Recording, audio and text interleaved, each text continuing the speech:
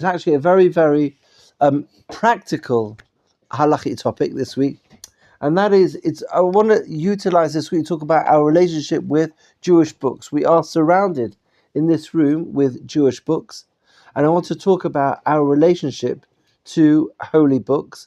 Our relationship to holy books is very different to our relationship with non-holy books. For example, if you go to a lesson in Chumash, at the end of the lesson in Chumash, you often close the Chumash and you give it a kiss and you put it in your bag. But if you go to a maths lesson and you close the maths textbook at the end, you don't do the same thing, because there's a difference between the way that we treat Sifrei Kodesh and the way that we treat Sifrei Chol. There's a way that we believe that these books are holy, and therefore we treat them differently. So we're going to do three things. The first thing is talking about the Sefer Torah. We're going to talk about how do we treat a Sefer Torah. You know, sometimes people stand up for Sefer Torah, sometimes they don't stand up. It's good to know what the halakha is. When are you required to stand up for a Sefer Torah, and when are you not required? It's always good to stand up out of respect, but when is it a required thing to do? When do you have to stand up, when do you not? And then after Sefer Torah, we're going to move on to holy books. When you have a pile of books, what order should you stack the pile of books in?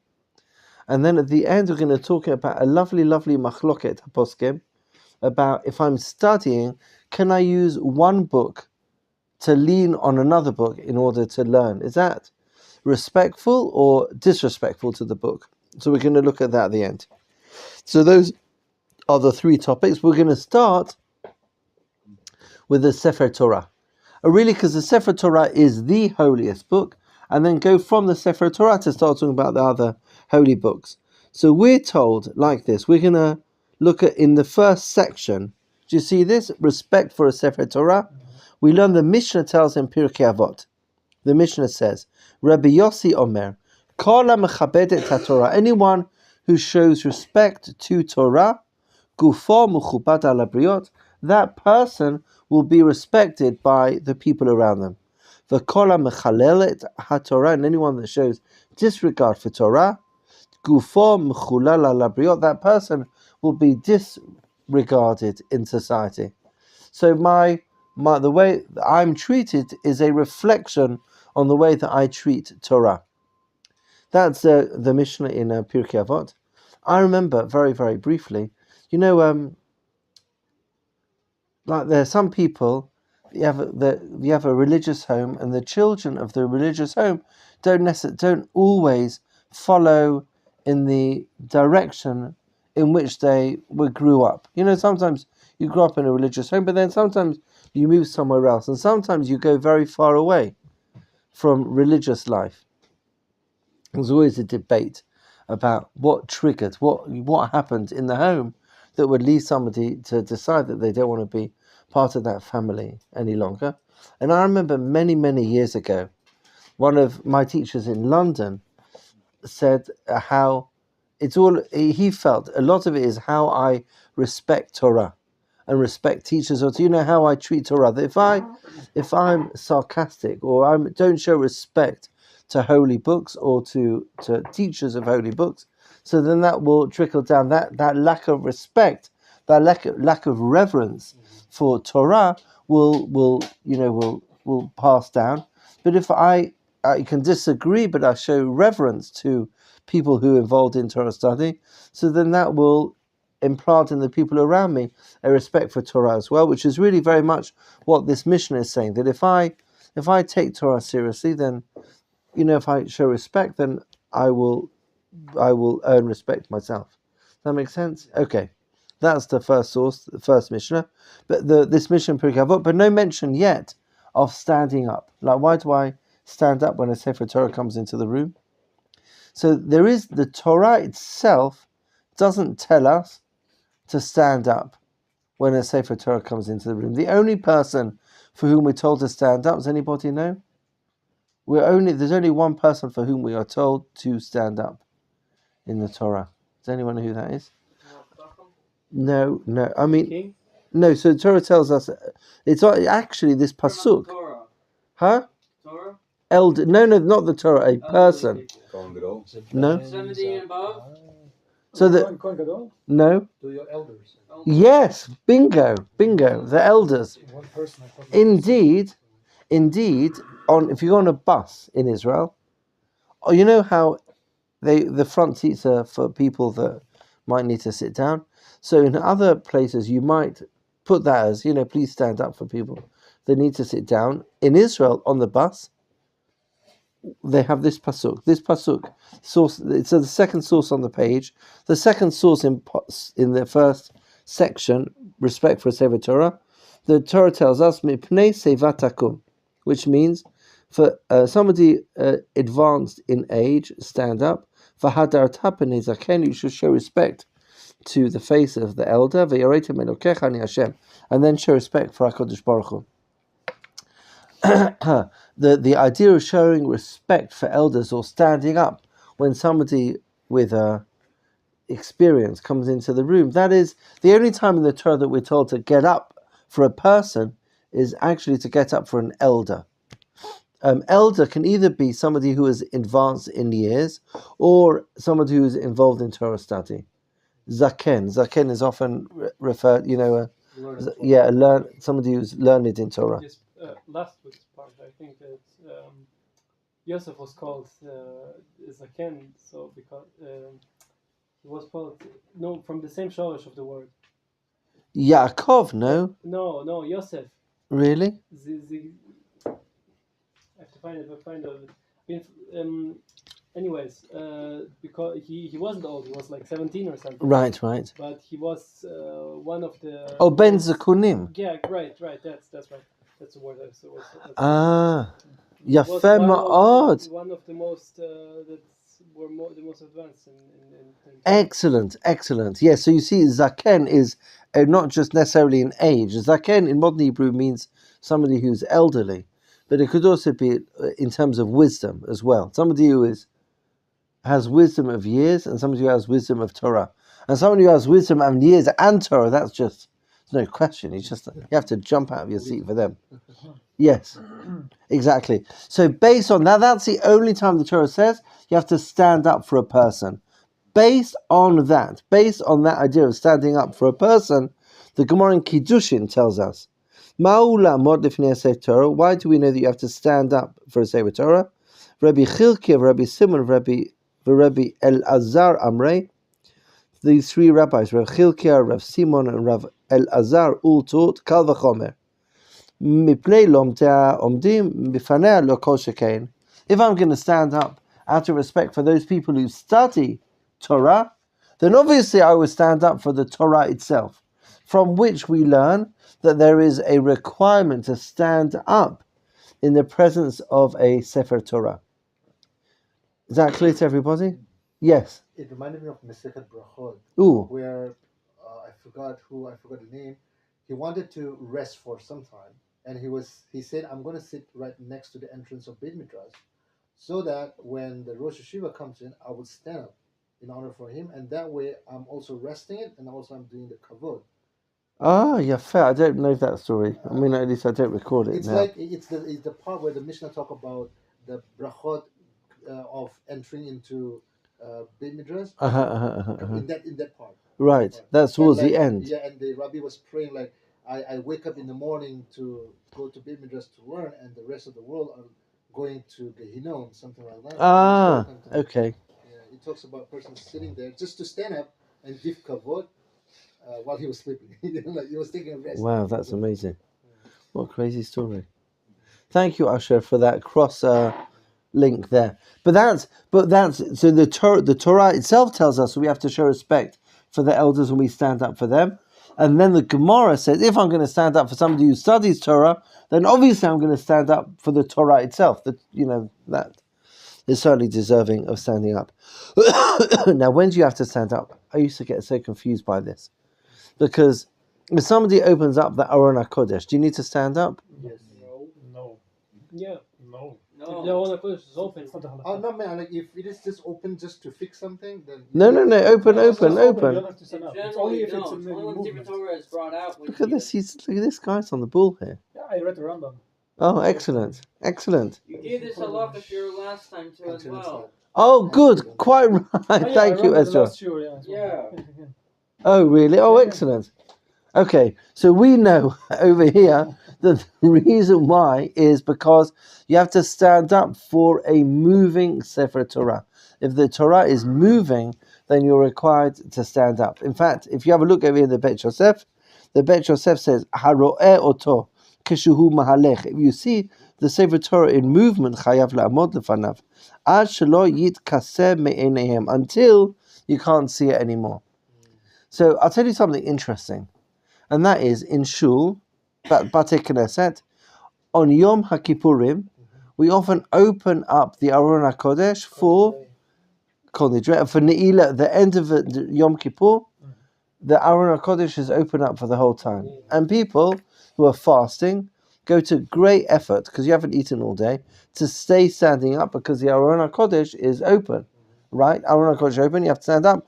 And indeed, the truth is, even though that the Beit Yosef doesn't say you have to stand up when the Aron HaKodesh is open, it is certainly what people do. And if I were to sit down, it would be a lack of disrespect, because that's what everybody does. Aron HaKodesh open, everyone stands up, right? However, it is far more important to stand up when the Sefer Torah is moving around.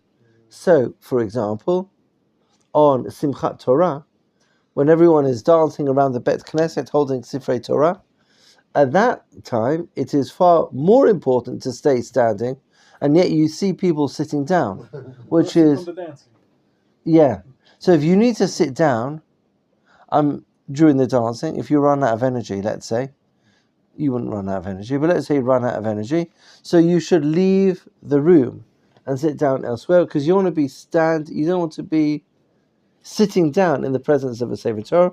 Likewise, let's say when they do Hagbah and Kalila, when you do Hagbah, so you stay standing up when the Torah, because the Torah is sort of, is moving around, and then you sit down when it's covered.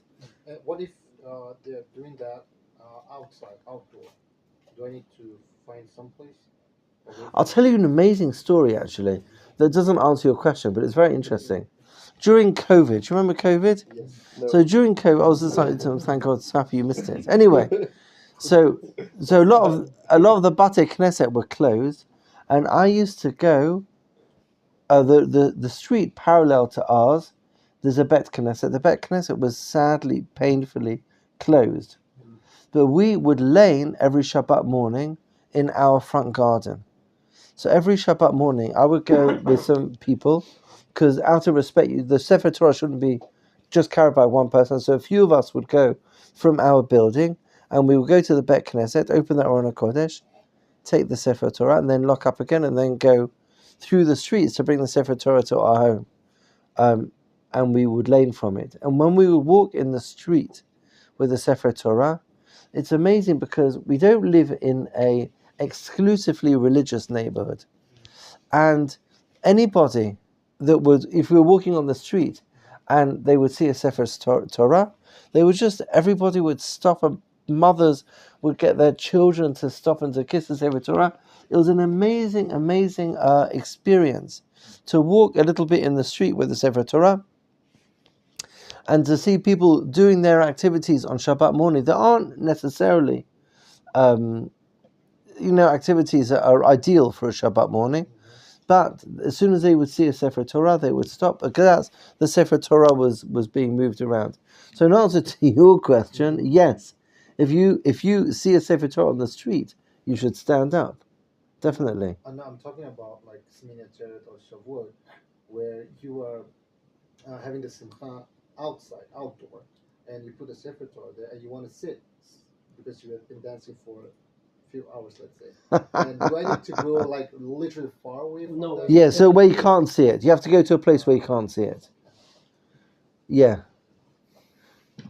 Yes, David. Yes, how did you David, it is such a pleasure. Ask whatever you like. Make it a long question. Yeah, go on. Joe. How did it come about that everybody is doing it in reverse order? They're sitting doing the Torah, and then they're standing when the ark is open, but this is actually not correct. No. So it's a good idea to stand when the ark is open. Everybody stands up. Now that's sort of not because it's an extension of what we said over here. That is certainly, huh? I know, but I think there's the sort of can we call it, trying to think of a word. You're right that it's not written here. There's not written here that if the ark is open, you're required to stand up. But it's certainly become the normative practice that if the Aron HaKodesh is open, everyone stands up. But actually, it's not so much that it's okay to sit down then. It's more to be aware that you need to be standing up when you see a mobile Sefer Torah. I know there was once talk of some people wanted to bring a Sefer Torah from England to Israel, and there's a lot of halachot about how to, you have to hold it the whole time. You shouldn't really put it down. At the airport, you always have to have two people with it at all times. It's not a simple procedure. In the end, we never brought it from England. But there was Olim this past summer came from America on the Nefesh B'Nefesh flight, and they brought a Sefer Torah with them. And it's hard because everyone had to stand up the whole flight. That was a joke. No, they didn't. But when the Sefer Torah is moving, really you should be standing up out of respect for the Sefer Torah. Okay, that's the first. Space it was standing. Like you what? Relative to the space it was in, it was inside the airplane. So it was resting inside the plane. The plane was moving. Yes, yeah, I think that's right. Yeah, it's not like if you jump in an airplane, you don't go to the. Would it change if you would be traveling with a Sefer Torah? What my father would do is he would wrap it in a talit. Ah, yeah, exactly. Yeah, so it's like in an Aron HaKodesh, like in a. It's wrapped. It's not outside. It's not. Yes, it's true. We would wrap it in a talit as well when we would bring it. That's true. Yes, I think this guy would wrap it as well in a talit. You can now get, it's amazing. I was once at the Kotel. You can get these tiny Sifrei Torah they're made for people that need to travel a lot. It's very interesting. The halachot. For the Sefer Torah, it has a kind of a covering. For what? The Sephardi. Yes. Have a covering which is like ornamented and stuff like that. Does it still need to put on the talit? Yes. Because the Ashkenazim also have a cover. Oh right. Yeah. The cloth is like. Yeah, you do. Okay, I'll just before we move on to the next part, your question, Shushan, reminded me of a very interesting halachic question. And in order to add something new for Ezra this year, I want to ask you a halachic. There's a very interesting halachic question about Sifrei Torah. You may or may not be aware that if you get the train from Jerusalem to Tel Aviv in the mornings, there is a minyan on the train. More than that, tomorrow morning is Thursday morning. They have a Sefer Torah and they lane on the train on the way to work. 20-minute ride from Tachon Merkazi to the airport. Yeah, you can down for 20 minutes. First stop, so I bet they can do more than a minyan on the train. Not 20 minutes, 1 hour. Hey, Ezra. Wow. Wait. What's Ezra's? What's your point? So is that they can completely afford doing a minyan from Yerushalayim to Tel Aviv. They do. That's what they do. Yeah. Okay, so this was a halachic question. A guy was on the train, davening shacharit, and he's listening to the laning. Now, we were talking about standing up when there's a Sefer Torah in the room. There's another important halacha, and that is you should not leave a Bet Knesset during Kriyat HaTorah. So if you're in a shul and they're laning, you have to wait till the end of laning until you leave the Bet Knesset. Can anyone understand the problem that this caused? Is that if it's a stop, he has to get off the train. Exactly. A guy is davening, but the minyan's taking longer than normal, and the train arrives at his bus stop, his train stop, and they're in the middle of laning. And if you would... be a problem because he's the 10th man. Okay, No, let's he's not that. take No, the that time. wasn't the question. The question is he allowed to get off the train? Is that a lack of respect? Because you're not allowed to leave shul during laning. You hear? I feel like a shul you like choose to be there. Like, what if you're just a random guy? Can you? No. But this guy He's a part of the was he was there davening, but they were davening slowly, and therefore you're right. I imagine there would be quite a hazard if I was. I'm not part of the minyan, but I happen to be listening to Lainey. But even in that situation, I davened earlier, but they're in the middle of laning. It's disrespectful to leave a bet Knesset in the middle of laning. So this question was asked to a rabbi in Bnei Brak by the name of Rav Zilberstein, and he gave a very, very clever answer. He said that you are allowed to get off the train. Do you know why I said you're allowed to get off the train? Okay, so look at this. I'm going to do like this. This is the platform, and this is the train, okay? They're laning, get to the station, right? Do you see the train at the station? The guy gets off the train, and then the train keeps moving. So he says, in this situation, he's staying in the same place. It's the shul that's leaving him. Isn't that brilliant? Wow. And therefore he's allowed to get off the train. Isn't that brilliant? Okay. That happens to be a halachic psak. I mean, it's interesting. Okay, good. So far, Al-Kedushat Sefer Torah. I have to say, I do like this topic very, very much, because I think it's the respect that we give towards our books is an indication that it's not just an academic exercise, our study of Torah or our connection to Torah. We revere Torah. We stand up when the Sefer Torah comes into the room, stand up when the Aron HaKodesh is open. We wonder what to do when we're on a train and they start laning. Okay. So far on the topic of a Sefer Torah. Now, moving from a Sefer Torah to generally, how do we treat our holy books? Now, don't forget, until printing was invented in 1415 something. 500 technically. Oh, Ezra, thank you so much. Ben Kamser started the. Wasn't it Guggenheim or something like that? What was this? Gutenberg. Gutenberg. We had yesterday a share about how Etana was it? Yeah. Had a certain technique that he didn't share. How you could print the Shem of Hashem in one go. Ah, yeah. So he would make stencils like a printing press. And that's so interesting. In Egypt, like they had papyrus, right? They invented papyrus. No, not talking about paper, but like they would write it in a manuscript form, but they wouldn't write. I'm talking about the binding of a book, not so much writing on paper. You're quite right. Okay, so when we talk about holy books, it's amazing how this topic has become so much more relevant today than it was, 500 years ago. Nobody owned books. Nobody owned a private library. And nowadays, I mean, even more so that, when people can self-publish, when? 1450. Oh, thank you so much. You're amazing. 1450. So until then, really, it was very, very rare for me to have any manuscripts at all. And then even after the printing press, it was also very expensive.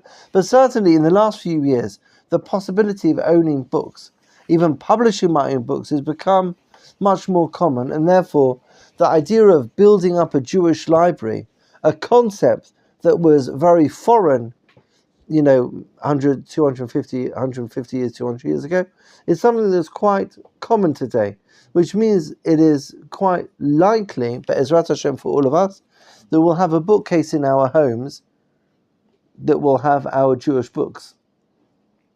Maybe even more than one bookcase, well, without any pressure. Okay, so the question is, how do I treat those books in my bookcase? Yes? Tanakh is included in the Sefer Torah, or is it included in the next topic, like holy no, we're going to talk, when we speak about holy books, there's really Torah Shebichtav, and that is to say Torah, Nevi'im, Ketuvim, those three books, and really everything else. So the Talmud and other Sifrei Kodesh.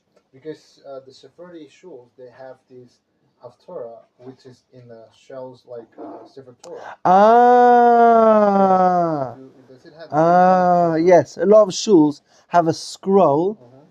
They have a scroll from which they read the Torah, and they also have a scroll of the books from which we read the Haftarah. So Yechezkel, a lot of Yirmiyahu, there's a lot of Melachim, a lot of the books. Huh? Temanim and the Herba has scrolls like that. Right, a lot of shuls laying the Haftarah from a scroll. So those scrolls do not have the same kedusha as the Sefer Torah. They are Sifrei Kodesh. Okay. They are holy books, and therefore they can't fall on the floor. But all the laws of if it falls fasting, it falls on the floor. That is only for the Sefer Torah. The Torah is the word of God, and that is fundamentally different to every other holy book. Torah Shebechtav is every book, not just Mishnah and Talmud. No, so Torah Shebechtav. Like random. Yes, exactly. Who knows wrote and. Yes, so I didn't see there could be that there is a distinction, but I only saw a distinction, as we'll see in a minute in the Shulchan Aruch, between Torah, Nevi'im, Ketuvim, one, and then everything else. Peseda? There's also the same for Megillah too as well. What do you mean? Oh yes, of course, all the Megillot. And is Esther like the only holy one out of all the other Megillas, or is it? No. People read all 5 out of a cloth. Cloth is the parchment. Except for Chuslards. Of course, they might read it. They might read it. There isn't an obligation like in Purim. Right. You can read it from a book. Right. Nachon. Exactly. Except for Esther, though, you have to read Esther from a cloth. Yes. So the others, you can, and if you read with a cloth, you make a shechianu that I think you do not make if you're not reading out of a cloth. Al Mikram, do you make a bracha of Al Mikram Megillah if you're not reading on a cloth? No bracha. So there's no brachot. It's only on the cloth. So there's no bracha without a cloth, exactly. Yeah, because I remember laning, and I never had to make a bracha when I was using a book. Why, you're such a superstar. Which Megillot do you lane, Ezra? Let's see, I did all of Shem once, I did all of Root once. That one was... That was my first time, and I remember that one. That's really impressive. Kol hakavod. I did Esther once, and wow. That's it. But Esther was a cloth, though. I had lain Esther with a cloth, yes. I did Kohelet just the last 2 prophets. I think Kohelet is the longest, I think. Yeah. Interesting. Between 4 people. Yeah, important. Your point is very important. When we speak about scrolls, the scrolls can be the scrolls of the 5 books of the Torah, but also all of the Nevi'im and Ketuvim as well. So let's read the Shulchan Aruch. The Shulchan Aruch, in the second, you see this second respect for holy books, he says like this. The first time I learned this piece of Shulchan Aruch, I was actually learning it in the Beit Midrash of Machon Meir. And as you will see in a minute, that's an interesting reference point for what we're about to read. He says, Asur leishev al mitah shesefer Torah aleha. You're not allowed to sit down at the same level as a Sefer Torah, obviously. So if the Sefer Torah is on the table, you shouldn't sit on the table. Sefer Torah is on the chair, you shouldn't sit on the chair. You should never sit at the same level as a Sefer Torah. Do you see that? People do sit with it though at times, right, when they're putting... What? They're not supposed to. No, they're holding it. Oh, yeah. I've seen people hold and sit it, but okay. Yeah, holding it is okay. No, holding it is fine. It means if it's placed. I shouldn't sit... If the Sefer Torah is being placed on the ground, I shouldn't sit next to it. But keep asking any questions you've got, that, sir. But say the come on. Okay. Asur le'shev al hamitah shesefer Torah aleh, and that's the Shulchan Aruch. The Ramah adds, v'chol shekain, certainly, she'asur lahanicha al gabi karka. You're certainly not allowed ever to put a Sefer Torah on the floor. Now look at this. Fuadin shar svarim, and so too any other Jewish books. Jewish books should never be placed on the floor. Any Jewish book. The starting with Sefer Torah, but all other books as well. And it's sort of become a custom that if a Jewish book falls on the floor, we pick it up, we kiss it, and then we put it back on again on the table. which I think is such a lovely thing to do, because it's so different to what I would do to other books. You follow? No, it's a way of distinguishing Torah from other areas of life. Okay. You know, and this is what I was talking about in Machon Meir. You know how in Machon Meir, when we go upstairs, when you go to the Aron HaKodesh, you walk up the stairs to get to the Aron HaKodesh. So the floor is, on the level of the Beit Midrash, but then you go up the stairs to get towards. Those stairs are like the floor, and you can't put a Sefer Torah on those stairs either. Asur laniach sfarim, v'lo yanech adam Sefer Torah al bereichav, uvein atzilei yadav alav, v'niru li yeshuhatin shar sfarim. That when you hold sfarim, you need to hold Jewish books in a respectful manner. Just trying to think about some. That's really it. So there should be a certain amount of reverence when I'm reading a Sefer Kodesh. It's so interesting because nowadays everyone can print everything all the time. You know what I mean? So the question of what do I consider a holy book? So, for example, if I get the newspaper on Friday, and inside the newspaper there's a column which is a Devar Torah on Parshat Shavua, does that turn this into a holy book and I need to treat it with reverence or not? You follow? We'll talk about Geniza next week, but it's very interesting to decide what level of when is it considered a holy book. There's so much printed today that wasn't printed in previous generations. I would say that you can't use it for if you line your trash bag. Yeah, exactly. Absolutely not. Yeah, right. But it's not really a holy book because newspapers are printed for a one-time use. I don't keep newspapers. So when we talk over here, when we talk about holy books, treating of holy books, it's partly to do with the content, which is holy, but it's also to do with the permanence of it. You follow? Meaning that if I were to, I would need to show great reverence to a holy book because that's a permanent, like Torah symbol, as opposed to something that's really printed not to last for very long, that may not have the same limitations. Does that make sense to you? When does a book become a holy book? Oh, if brilliant! For example, I don't know, in good. Novel, and there are some psukim in there. I know, excellent question. Is that a holy book? How should we approve it? If there's an artist, I know there was an artist who drew a picture, 150 pictures, one picture for each of the Psalms. Is that a holy book? Is that a holy book? I mean, it's not enough. Each of the what? Each of the Psalms. Each of the Tehillim. I'll tell you something interesting about holy. I think part of it has to be the intent of the author. For example, and I remember when I was in school, this would happen quite a bit. When I grew up in London, unfortunately, in London, near where I went to school, there was a very large presence of Jews for Jesus. Do you know what Jews for Jesus are?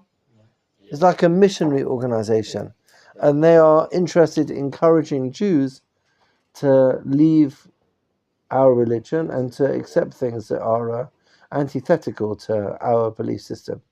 Anyway, so one of the things they used to do is they used to give out free, very nice quality Tanakhs.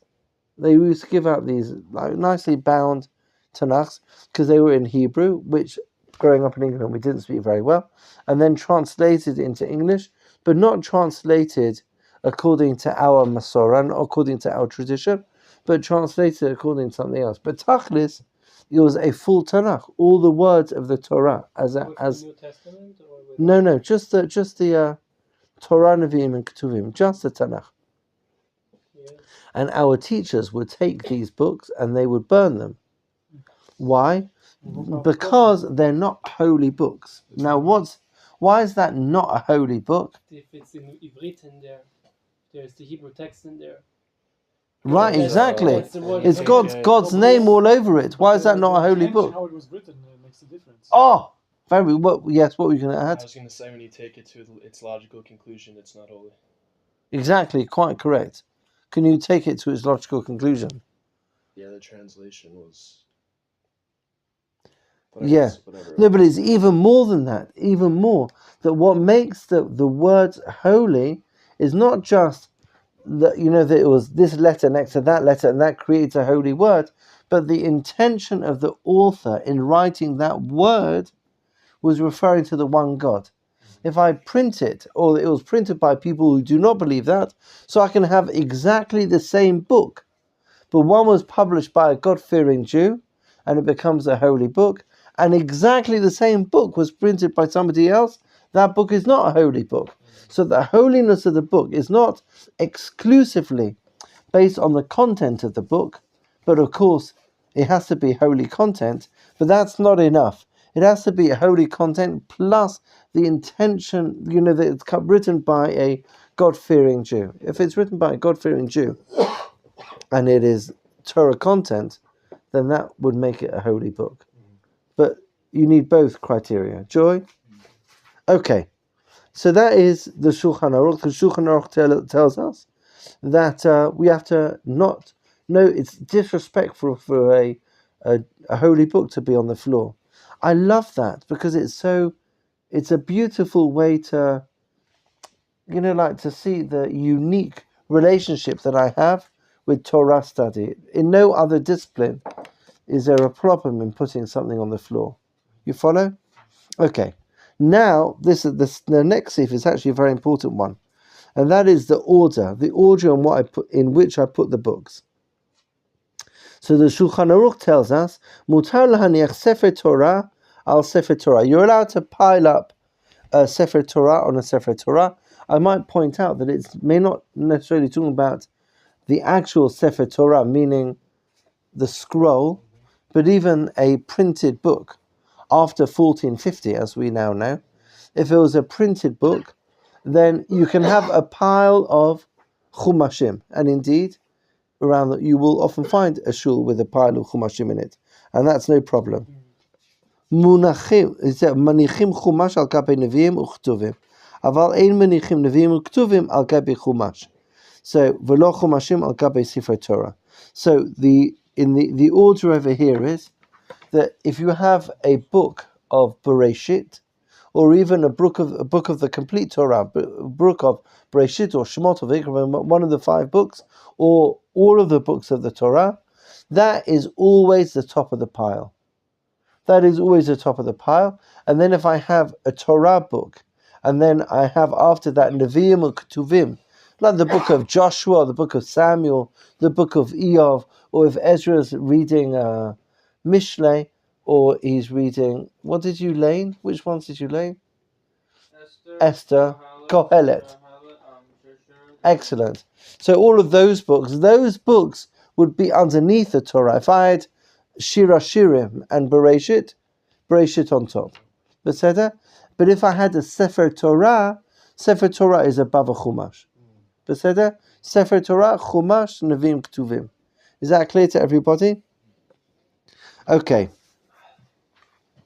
Now the Ramah adds, Nevi'im aval Ketuvim al gabe Nevi'im, or Ibcha Shari. You can have Nevi'im or Ketuvim on top of each other. You can't have a Chumash underneath Nevi'im or Ketuvim, but you can have Nevi'im and Ketuvim on top of each other. So the Torah is Bereshit, Shemot, Vayikra, that's always the top.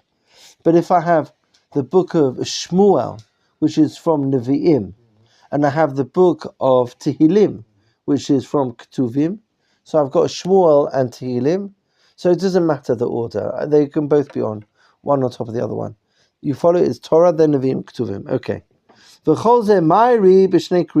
all if they're 2 separate books. Aval. If it's all within the same book, then it's not a problem. It's only 2 separate books. That's how I have to do this order. Okay. You shouldn't think about Torah thoughts in non-Torah places. That's not an area that we're not going to explore that now. So the order is like this: holy books is Torah number 1, Nevi'im Ketuvim 2, and then all other Jewish books after that. Is that clear to everybody? When you pile up your books, that's the way you should pile them up. Joy, happiness. Okay. Final question. The final question is, and this is so interesting. Final question is, we're talking about you're not allowed to show disrespect to a Jewish book. Nachon? You shouldn't put it on the floor. You kiss it when you close it. All those sorts of things. Talking about kissing when you close it. I have a nephew who's probably one of the holiest people I know, and please God you'll meet him one day. He has a siddur on his smartphone. Do you know? Oh, excellent. Oh, wow. Ezra, kol hakavod lecha. Whenever he davens using his siddur on his smartphone, he goes like this. Isn't that holy? I think it's such a rebbe. Isn't that amazing? Because that moment, it was a siddur. Anyway, that was that. Okay, so that's the respect that we have to show to all the holy books. Question is like this. Let's say I am learning, and sometimes it's easier to learn, when book A leans on book 3, then it's at an angle, and then I can read better. So I've got 2 books piled up over here. I've got Shmuel and, Yirmiyahu piled up over here, and I want to learn Chumash. Can I lean my Chumash on these 2 books in order to learn? Is that a disrespect, or is that a respectful way to treat those 2 books? If what we had before, it would seem that it's okay if it's Tanakh. If it's Chumash on no, but it's not piling. Yeah, I know. I'm using it like as a stender. I'm using right. a book as a stender. But still, the Chumash would be over the other books. Oh, so let's say it's the other way around. No. If the Chumash is under it, No. on the things that we just learned right now, that wouldn't be okay. No, but it's not. We're not having a pile. There's no pile of books. I understand that, but I'm deducing from that. Ah, excellent. So it depends which books. But if it's assuming the order is the appropriate order, then it'll be okay. Yeah. Anyone else with any thoughts on that? Okay or not okay? It's a fascinating machloket, a really interesting machloket between the Taz and the Magen Avraham. What if your phone has Safari, which has so I'll tell you. In my data, I have. I'll tell you something that I learned from my holy nephew that I have adopted.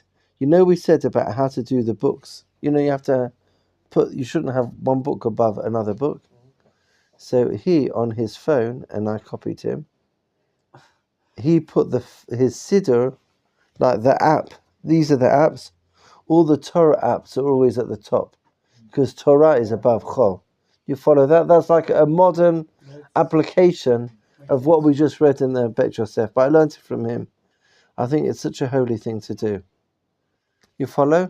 Now, so you have let's say your app of Torah should be either Kahati map, that's Mishnah. So Torah is above Mishnah, Siddur is at the top. Now, when you all do your apps in your phone, the Torah apps are at the top of the page. So I encourage you all to apply that from the Bet Yosef to your. And can I lay my phone on top of, let's say, Tehillim? Because I'm just opening in Safari a Chumash. Oh! Yeah, let's say I'm learning. Good question. I'm learning. I leave my phone on a holy book in order to study. Is that a lack of respect for the holy book? Excellent question. So the Taz says yes, I'm afraid to say. He says it's a problem. Nir Ali, Dotan Anashim Shenoagim B'Shat Limudam.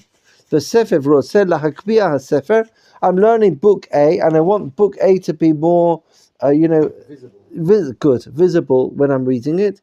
Shelomed Poshet Yadov Lokach Sefer Acher. Takes another book. Umeniach Tachat Zeh Shelomed Di Isur Ika Mishum Bizayon. That is showing a lack of respect for book number 2, because book number 2 is just serving as a stand for me to learn book number 1. When I lean my phone on my my Sefer Kadosh is a stand. It's like a piece of wood from which I'm, just like propping up my phone, and therefore the Taz is against it. However, the Magen Avraham disagrees with him, and the Magen Avraham says, no, hafuch. He says, but Megillah, the Gemara in Megillah tells us, de mutar lahaniach b'teva toch chalon listom oto v'lo shelo tikanes hatuma b'veit hakneset. So the Gemara in Megillah tells us quite a complicated story about where there's a shul, and you're trying to figure out where to put the Aron HaKodesh in the shul. Right? Now there's various laws of Tumah passing from one place to another, that if there's a window in the building, then Tumah can travel in and out more easily. So they want to put the Aron HaKodesh in the Bet Knesset in such a way that it's maneuvered to cover the window so that the Tumah can't come out. So I'm not placing this Aron HaKodesh in the right place in the room aesthetically, but I'm utilizing the Aron HaKodesh to serve another to avoid Tumah coming into the room. You follow? Right. Is that allowed? And the Gemara tells us, yes, you are allowed to do this. It doesn't make a difference if it's there. Because Tosfot there,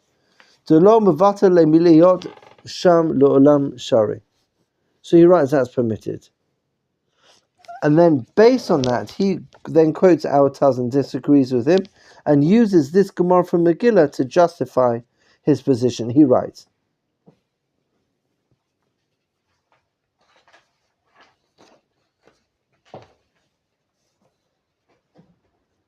here, he says the opposite. The Taz said he shouldn't do it, right? Because it's like a bizayon. But he says, Masha Katav Le'el, based on the Gemara Megillah, Mashma Deshari, I believe it's permitted. V'kol shekain kishu oseh lilmod mimenu. Said, let's say I'm trying to learn from Sefaria, right? And I'm leaning my phone on a sefer to learn. So that sefer that I'm leaning on is facilitating my learning. You follow what I'm saying? What greater use could there be for book number 2 than to facilitate my learning of book number 1? You follow? I look at if the book could speak, and I turn to the book and say, I need your help in learning Torah. So this is a holy book. I say, of course, here I am. What do you want me for? I'm here and available for whatever you want. You follow? Oh, David, you are so good. Because, so then he said that. So then book number 2 said, here I am. Bavakasha, what would you like me to do? And I'm not a piece of wood. I'm facilitating your learning in book number 1. And therefore, says the Magen Avraham, you're allowed to use book number 2 to support book number 1. However, I will say, only anecdotally, I notice that people tend to follow the Taz, based on the expression of David's face, and I think because you can learn the book anyway. You don't need to lean it on somewhere or something else. You can just put it on the table and read. It's just like more comfortable for you to read it. But the other thing is, like, if you put it on another book, on a holy book, then it's disrespect to the holy book. Yes. You don't need to do this if you can learn it otherwise. Yeah, you're right. I think that part of what the Taz is probably saying is, it's true that if you would ask the book, Kivyachol, and say, is this okay, I want to learn with you for a bit, the book would say, Bavakasha, here I am, I'm ready to go. But it looks disrespectful. It looks like it's a lack of respect for the book. By leaning on book A in order to learn from book B, looks disrespectful, and therefore, since a lot of it is not just what's wrong, let's say putting a book on the floor, maybe it's, I don't know how it could be a useful thing to do, but it's not just about learning Torah, it's also appearing respectful as well. And I wonder whether that's why, in my experience, the position of the Taz, who says do not lean the book, seems to be a more popular position than that of the Magen Avraham, who says you are allowed to lean the book. Okay, That's the end of our topic of holy books for this week. Next week, Bezrat, we're going to pause there for this week, but next week we're going to finish the topic and talk about two things. We're going to talk about writing God's name. Am I allowed to write God's name? Is there a difference if I write God's name in English or I write God's name in English? Did I just say it in English twice? Yes. If I write God's name in Hebrew or if I write God's name in English, does it make a difference? Is this recording now? No, yes, it's still recording. Oh, You hi. can stop it. No, this is interesting. Yeah. Tune in next week. And then after that, we'll talk about Geniza. Geniza, and that is what you throw away, what you don't throw away. And of course, these fantastic sheets are something you're going to want to keep for a lifetime. So it's not a relevant discussion for us in this room, but sometimes we come across Torah content that some people don't wish to keep, and therefore we will discuss next week the halachot